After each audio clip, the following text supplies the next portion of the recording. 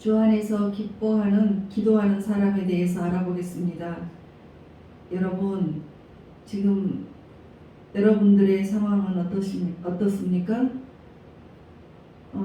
힘들어서 열심히 살고 있는데 경제 전반적으로 금리가 오르고 또 불경기에 접어들었습니다. 전쟁이 일어나고, 그래서 이런 모든 전 세계적인 영향 하에 우리는 함께 공존하고 있는 것이에요.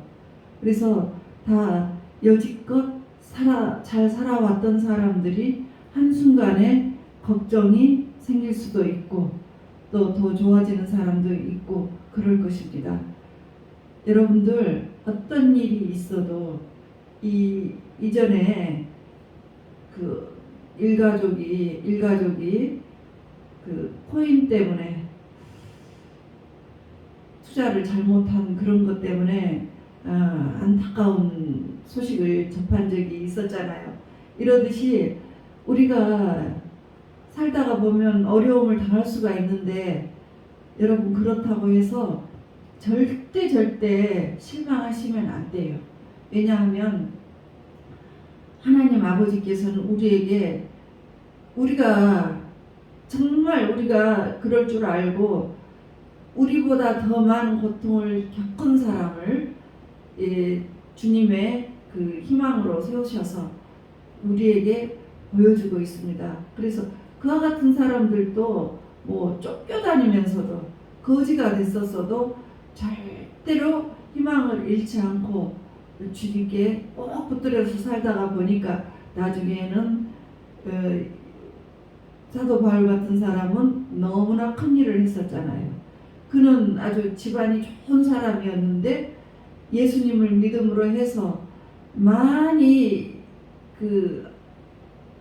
맞게 됐어요. 감옥에 끌려가서 맞기도 하고 또 비천에 처할 줄도 알고, 그리고 잘 살 때도 있었고, 그러니까 이렇게도 살아보고 어렵게도 살아보고 잘 살아봤던 사람이 하는 말이기 때문에 굉장히 이게 확실한 거예요.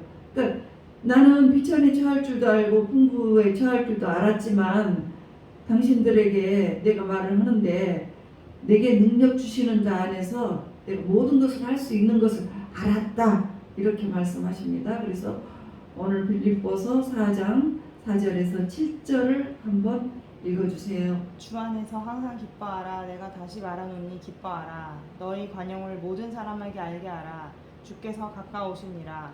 아무것도 염려하지 말고 다만 모든 일에 기도와 간구로 너희 구할 것을 감사함으로 하나님께 아뢰라. 그리하면 모든 지각에 뛰어난 하나님의 평강이 그리스도 예수 안에서 너희 마음과 생각을 지키시리라. 아멘. 네, 사도 바울이 일평생 자기가 신앙생활을 하면서 배운 그 비밀을 우리한테 말을 했습니다. 이렇게 어렵게 나도 살아봤는데 너희들 그것을 돌파할 수 있는 능력이 내가 알려줄게. 주님 안에서 기뻐해. 그런데 지금 기뻐할 일이 있습니까? 모든 것이 막 어려운 상황으로 내려가는데, 그럴 때도 하나님께서는 기뻐하시는 자의 기도를 들으시기 때문에 기뻐하라, 주 안에서 기뻐하라, 이렇게 말씀을 하세요. 시편 37편 4절에 보면 여호와를 기뻐하라, 그가 내 마음의 소원을 내게 이루어 주시리라. 그러니까 우리가 마음에 소원이 있어요. 이런 일들, 이런 저런 일들이 있는데 그 소원이 나는 절망적이지만 기뻐하라는 거죠. 기뻐하면 그런 소원들을 다 이루어 주시겠다고 주님이 약속을 하셨습니다. 주님은 한 가지 못 하시는 것이 있어요. 거짓말을 한 가지 못 하세요. 주님은 능력이 많으셔서 모든 것을 다 하실 수 있습니다. 그렇지만 주님께서 이렇게 하신 말씀에 대해서는 책임을 지세요. 그러니까 기뻐하세요. 그런데 기쁘지가 않아요. 여러분 언제 기뻐요? 기쁨은 관계에서 오는 거예요. 여러분들 결혼해서 좋아하는 사람 만나서 결혼해서 사니까 어때요? 기쁘시죠? 또 자녀를 생산하시는 분, 자녀가 태어났어요. 그 자녀의 얼굴만 봐도 그 아기와 나의 그 관계에서 굉장한 기쁨이 또 나오죠. 이렇게 하나님은 기쁨을 우리에게 주시기 위해서 하나님이 아담을 만드시고 하와를 선사를 하신 거예요. 하나님이 에덴 동산을 다 만들고 나서 가만히 보니까 다 모든 동물은 암컷 수컷이 다 있어요. 그래서 서로 사랑하고 아주 기뻐하고 사는데 아담만 혼자 보니까 쌍이 없어요. 그래서 불쌍이라고 합니다. 불쌍해서 쳐다보니까 안 되겠어. 이 아담을 기쁘게 해줄 사람을 만들어줘야지 해서 하와를 만드셨어요. 그래서 하와가 나오니까 아담이 좋아서 어쩔 줄을 몰랐습니다. 아주 내 뼈 중에 뼈요. 뭐 이러면서 여러분들 결혼하기 전에 아주 최상급으로 올라가죠. 아주 그냥 뭐 하늘에 별도 따다 줄 것처럼 그냥 사랑이 넘쳐서 그 기뻐하는 관계로 가잖아요. 네, 그래서 가정에서 기쁨을 배워나가게 하셨습니다. 하나님께서. 그러다가 점점 우리가 자라면 친구 사이에 우정에서 기쁨이 생겨요. 가정생활 하지만 항상 부부간에만 기쁠 수가 없잖아요. 그래서 이웃과의 관계, 친구와의 관계에서 만나면서 또 그 기쁨을 갖게 되죠. 예, 그렇게 이제 가정을 이루어 나갈 때 이렇게 기쁨을 누리기 위해서 주셨는데 사실은 그 가정생활을 하시다가 보면 지금 신혼의 단꿈이 만약에 깨진다고 하면 원수가 될 수도 있다는 거죠. 예. 그러면 가정에서 기쁨을 누리지 못한 인간은 어떻게 합니까? 절망적인데요. 우리는 본질적으로 하나님께서 기쁨을 추구하게 만들어 놓으셨기 때문에 어떤 방법이든지 기쁨으로 나가려고 합니다. 그래서 그때부터 이제 골방으로 들어가서 컴퓨터 앞에 앉아서 나가지도 않고 그냥 하루 종일 게임을 하거나 뭐 나쁜 동영상을 쳐다보면서 끼득끼득하고 웃고 재미있어 하죠. 그리고 혼자 술도 마시고 또 돈이 많은 사람도 마약도 하죠. 이것은 자기가 가짜 쾌락이에요. 몸도 마음도 다 망가지고 피폐해지는 가짜 기쁨을 느끼는 것이에요. 어떤 상황이든지 그 기쁨을 추구하는 것입니다. 근데 그 방법은 그것은 잘못된 것이지만 어쨌거나 기쁨을 찾기 위해서 인간들은 아주 필사적인 노력을 한다는 거죠. 그래서 이제 하나님께서 이제 가정이 깨진 사람들 그러면 어떻게 합니까? 교회라는 곳을 주셨어요. 네.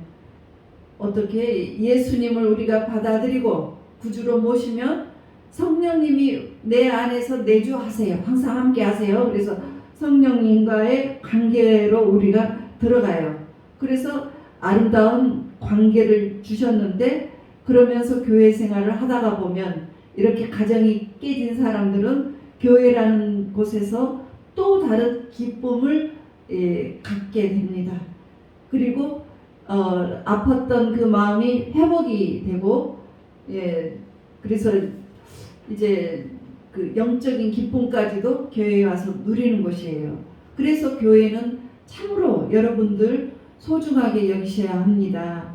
왜냐하면 교회는 하나님의 영이 운영하시기 때문에 가정에서 느끼지 못하는 그런 기쁨들을 교회에서 누리면서 회복시키고 그리고 하나님이 나를 이렇게 사랑하시구나 하고 그 사랑을 주고 받으면서 기쁨을 회복하게 하신다는 거예요. 심리학자들이 말을 합니다. 아주 행복한 사람과 조금 행복한 사람의 차이점이 있다고 해요.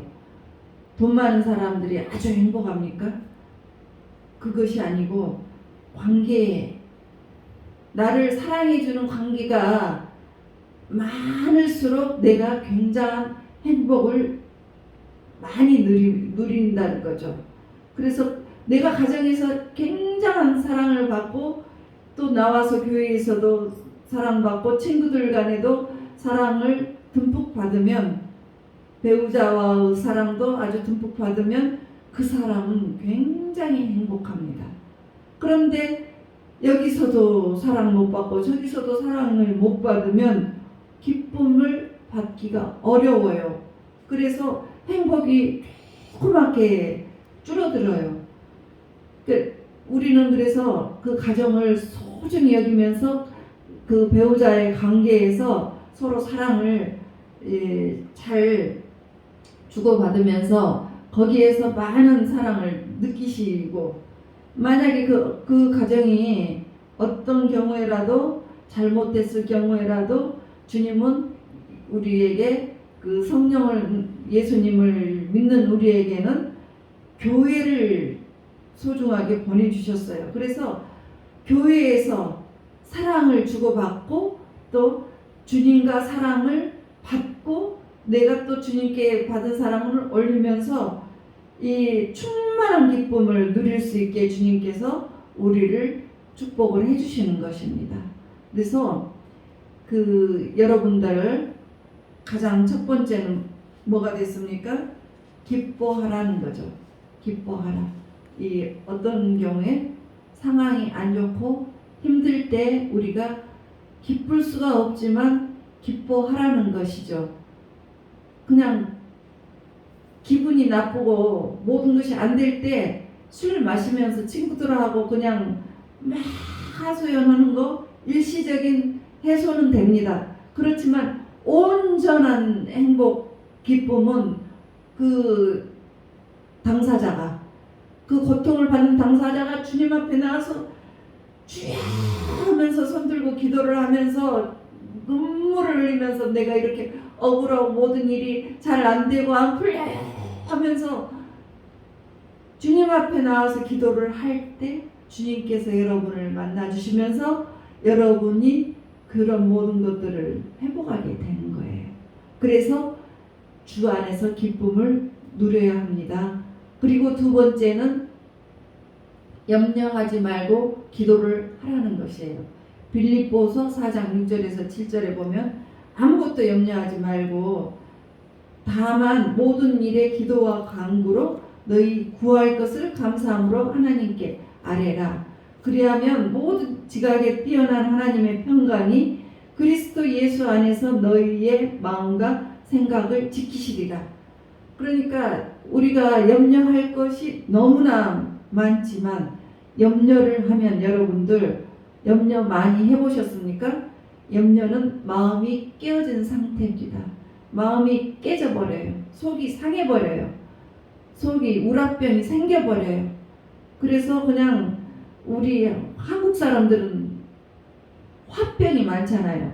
외국에 없는 화병, 그거를 꾹꾹 참다가 보니까 화병이 생겨버리십니다. 그런데 그것을 치유할 수 있는 방법이 있어요. 그것은 바로 기도하는 것이에요. 만약에 이렇게 결사적으로 우리가 마음을 지켜야 하는데 잠언 4장 23절에 보면 무엇보다도 내 마음을 지켜라. 네 마음을 지켜라. 생명의 근원이 네 마음에서 나오는 거야. 이렇게 알려주셨습니다. 생명의 근원이 무엇입니까? 우리를 살아가게 하는 힘, 그 원천이 우리의 마음에서 나와요. 여러분, 돈이 있으면 다 행복합니까? 또 뭐 살아가게 하는 힘이 다 힘껏 생깁니까? 그러면 왜 돈 많은 사람이 우울증 걸려서 죽겠다고 아주 그냥 그 난리를 칩니까? 제가 만나본 사람들 중에는 모든 것을 다 이루어 놓은 다음에 슬며시 우울증이 걸려서 아주 그냥 맨날 죽음을 생각하는 사람들, 그리고 동반자살, 아들이랑 그 귀한 아들 태어났는데 아들을 그냥 집어 던지면서 너랑 나랑 같이 죽자. 아무 이유도 없어요. 남편하고도 사이도 좋고 다 잘 살아요. 그런데 혼자서 그렇게 우울증이 걸려 있으니까 그러는 거예요. 그러니까 마음을 못 지키는 거예요. 그렇게 해서 그 집이 밤마다 그냥 잠 못 자고 남편에게 같이 죽자 하고 달라들고 막 그래요. 아, 그렇게 잘 살고 아주 그냥 천국같이 잘 살고 돈 많이 벌었는데 뭐가 걱정이에요? 뭐가 걱정이에요? 건강도 다 좋고, 그러니까 밤에 그렇게 잠도 안 자고 난리를 치죠. 건강도 좋고 돈도 많은데 우울증 하나 걸리니까 가족이 쏙대밭이 되었습니다. 그리고 너랑 나랑 같이 죽자. 남편 너무나 좋은 사람 만나서 행복한데 그렇게 마음을 지키지 못할 때는 그렇게 변해버리더라고요. 그러니까 이 살아가게 하는 힘이 이 마음에서 나오는 거예요. 마음을 못 지키면 여러분 정말 죽을 지경입니다. 그거 지킬 수 있는 방법이 있어요. 있어요. 잘 들어보시고 우울증 걸려서 죽고 싶은 사람 잘 들으셔서 꼭 해결하세요. 그러니까 염려하지 말고 기도를 하라는 거죠. 그러면 하나님께서 이제 그 죽고 싶은 마음보다도 하나님의 평강이 우리를 지켜주신다 이렇게 했어요. 그러면 마음이 평강하면 죽고 싶은 생각이 안 되고 살고 싶은 생각이 들죠. 그러니까 하나님 앞에서 나와서 주여 나는 왜 이렇습니까? 내 마음이 왜 이렇게 무너졌습니까? 하고 기도를 해야 돼요. 나는 알 수가 없어요. 밤이면 밤마다 죽고 싶고 우울증 걸렸어요. 이것이 무엇인지는 모르겠지만 나는 살고 싶지가 않아요. 그럴 때 염려하지 마세요. 염려하지 말고 주 앞에 나와서 기도를 하세요. 그러면 하나님께서 여러분을 이끌어 주시는 거예요. 여러 가지 방법으로 이끌어 주십니다. 그 사람에게 맞는 방법이 반드시 처방약으로 주님께서 주세요. 상황으로 주시거나 좋은 사람을 보내주시거나 필요를 채워주시거나 해서 우울증이라는 것을 딱 스탑시키게 해주신다는 거죠. 이렇게 하려면 자기의 의지가 있어야 돼요. 마음을 지키겠다는 의지가. 그래서 하나님은 우리의 마음을 그런 마음이 있는지 없는지 우리의 마음을 보세요. 그래서 우리의 마음이 오르면 가까이 오셔서 우리를 아주 가장 꼭대기까지 올려주시기도 하고 아니면 높은 자리에서 완전히 바닥으로 끌어내리기도 하십니다. 예를 들어서 사울과 다윗이 있습니다. 그 두 사람을 비교하겠습니다. 사울은 사무엘상 16장 7절에 보면 여호와께서 사무엘에게 이르시되 그의 영모와 키를 보지 말라. 내가 이미 그를 버렸노라. 사울을 버렸다 이거죠. 내가 보는 것은 하나 사람과 같이 아니하니 사람은 외모를 보거니와 나 여호와는 중심을 보느니라. 그러니까 마음과 생각을 본다는 거예요. 사울의 어떠한 마음과 생각을 주님께서 합당치 못한 것을 보셨기 때문에 사울은 버리셨습니다. 그래서 이제 사도행전 13장 21절에 보면 그 후에 그들이 왕을 구하거든 하나님이 베냐민 지파 기스의 아들 사울을 40년간 주셨다가 패하시고 다윗을 왕으로 세우시고 증언하여 이르시되 내가 이새의 아들 다윗을 만나니 내 마음에 맞는 사람이라 내 뜻을 다 이루리라 하시니라. 그러니까 사울은 패하셨어요. 왜요? 다윗에게 시기 질투가 엄청났습니다. 사람들이 다윗을 더 좋아하니까 내 사위인데도 아주 그것을 참지 못해가지고 죽이려고 그 사위를 죽이려고 쫓아다니고 그리고 자기의 딸을 그 딴 사람한테 시집 보내버렸어요. 다윗의 아내를 다윗에게 그 딸을 주었는데 그 딸을 그냥 딴 사람에게 줘버렸다니까요. 그리고 이제 그러니까 사울의 생각은 맨날 이 깨지는 생각만 하잖아요. 다윗을 죽일 생각, 가정을 깨뜨리는 생각. 그런데 다윗은 어떤 생각을 했습니까? 자기를 죽이려는 그 장인을 2번이나 죽일 수 있는 기회를 가졌습니다. 그때 죽이지 않고 용서를 해줍니다.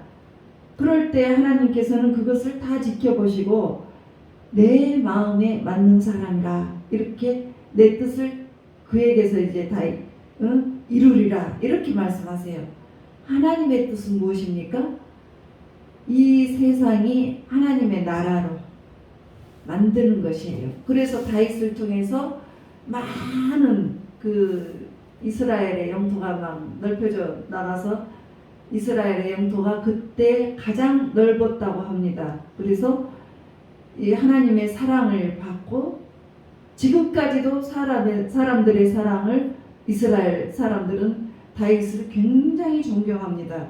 왜냐하면 이스라엘의 국기가 이름이 다윗의 별이에요. 우리나라 국기는 태극기죠. 태극기.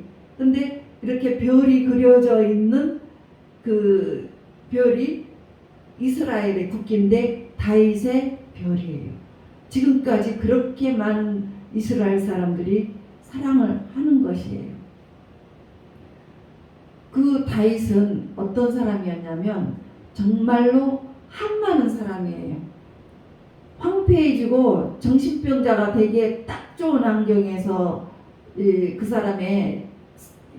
사람이 걸어온 발자취를 보면 그렇게 되고도 남는 상황이었어요. 왜냐하면 아버지가 그 아들을 예뻐하지도 않았고 7 형들도 왕따시켰어요. 그러니까 아버지가 좀 바람 피워서 낳은 아들이라는 말들도 있거든요. 그래서 8번째 아들인데 다 형제들이 나를 다 외면을 했다고 했어요. 그러니까 뭐 부모 형제가 나를 외면을 하고 다윗을 외면을 하고 결혼을 했는데 세상에 그 장인어른이 죽이겠다고 쫓아다니고 또 가정을 파괴시켜갖고 아내를 딴 사람한테 줘버렸다니까요. 그래서 도망자가 됐는데 10년 동안이나, 여러분 10년 동안이나 어디 굴속 같은 데서 살았다니까요. 여러분들 아무리 먹을 것이 없고 그래도 정말 10년씩이나 그렇게 도망자의 신세에서 살 수는 없잖아요. 그러니까 아무리 어려워도 죽을 생각 하지 마세요. 아무리 우울증이 생겼다고 해도 안 죽고 여러분들이 다윗처럼 딱 중심을 잡으면 여러분들의 모든 것이 주님께서 어떻게 역전시켜 주실지 알 수 없는 거예요. 그래서 이 다윗은 아주 딱 정신병 걸릴 수 있는 상황이고 마음이 황폐하기가 이루 말을 할 수가 없는 상황인데 하나님 보시기에 아주 좋은 마음으로 이 다윗이 보입니다. 왜 그렇습니까? 기도를 그렇게 많이 했어요. 시편에 보면 다윗의 기도가 거의 절반을 차지합니다. 3분의 1을 차지합니다. 그래서 시편에 보면 5편에서 1절에서 2절을 보면 여호와여 나의 말에 귀를 기울이사 나의 심정을 헤아려 주소서. 나의 왕 나의 하나님이여 내가 부르짖는 소리를 내가 주께 기도하나이다. 주님께 아주 그냥 애절하게 기도를 합니다. 그래서 하나님께 그냥 마음에 그 한이 많은 것은 아주 그냥 막 하고 부르짖어요.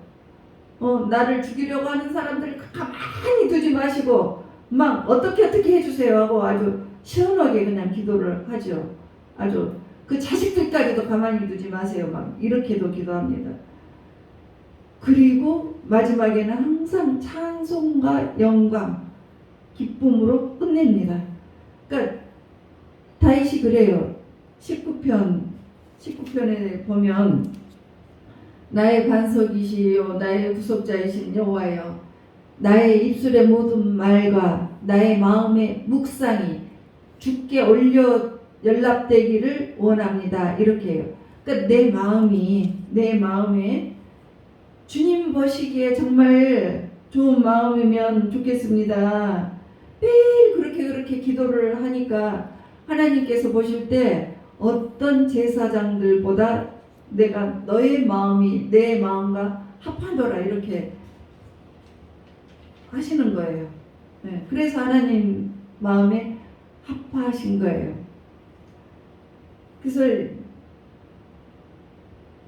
하버드에 그 마인드 바디 팀이라고 있는데 하버드 의대에 마인드 바디 팀이 있는데 그 사람들이 그 연구한 결과 부정적인 생각을 우리가 많이 하잖아요.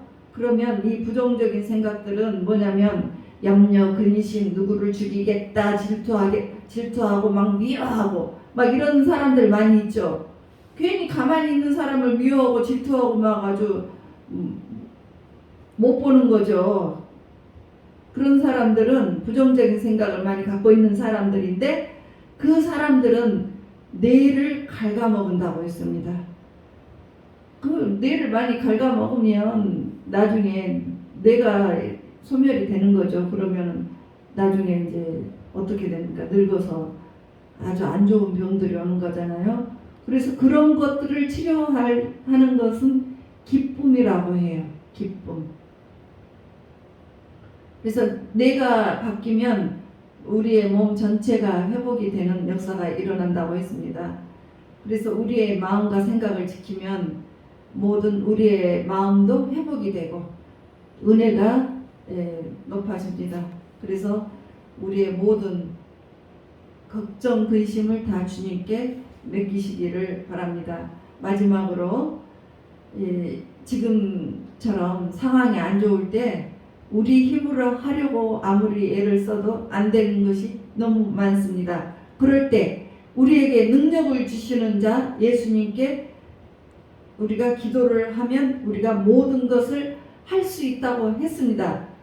그때 우리가 기쁨을 가지고 기뻐할 때 하나님이 우리를 함께 해주신다고 했습니다. 그래서 염려 대신 우리가 기도를 택해서 우리의 마음과 생각을 잘 지키고 우리가 좋은 마음으로 살아가면 하나님이 우리와 함께 해주신다는 것을 믿으시고 그렇게 사시는 우리 여러분들이 되시기를 주 예수 그리스도의 이름으로 축복합니다.